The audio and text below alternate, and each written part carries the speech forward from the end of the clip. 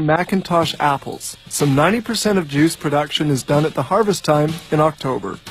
A conveyor transports apples to an inspection location. Apples tumble in the reverse direction of the conveyor belt so that wet leaves and undesirable materials adhere to the belt.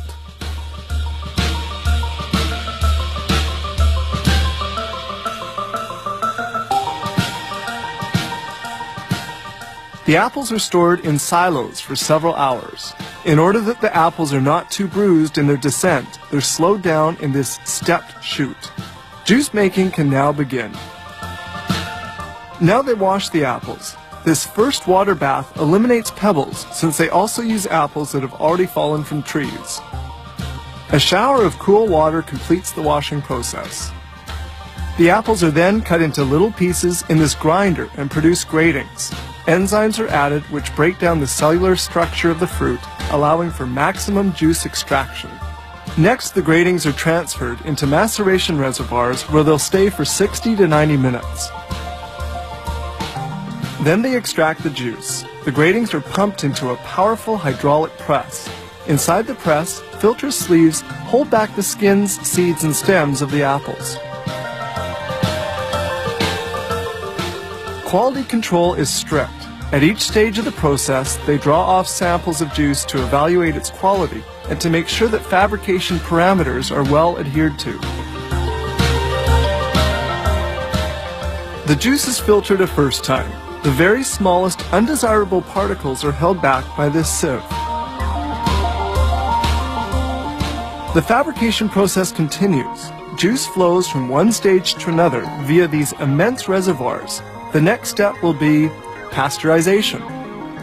Juice enters this exchanger at 22 degrees and is heated up to 88 degrees centigrade, then cooled back down to 50 degrees.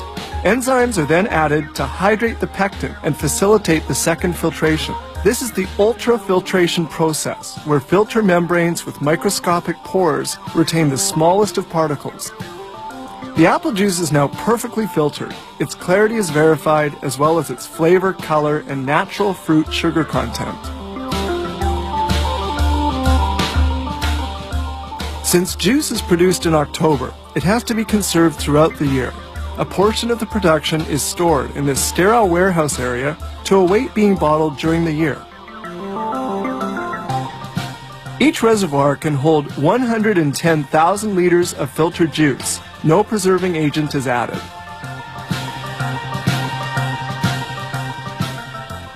Now we move to the next stage, which is the filling of the containers. These little drinking containers are filled at the rate of 100 a minute. The containers are then hermetically sealed.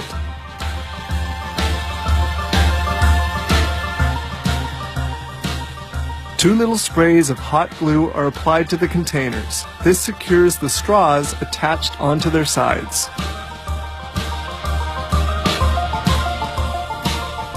Another automated production line fills bottles with juice. They circulate in a row on this conveyor. Bottles are washed and disinfected with hydrogen peroxide in this white sterile room. Then they're rinsed with sterile water before being carried to the filling location. Each minute, 120 bottles are filled with pasteurized apple juice and sealed with a cap in a sterile environment.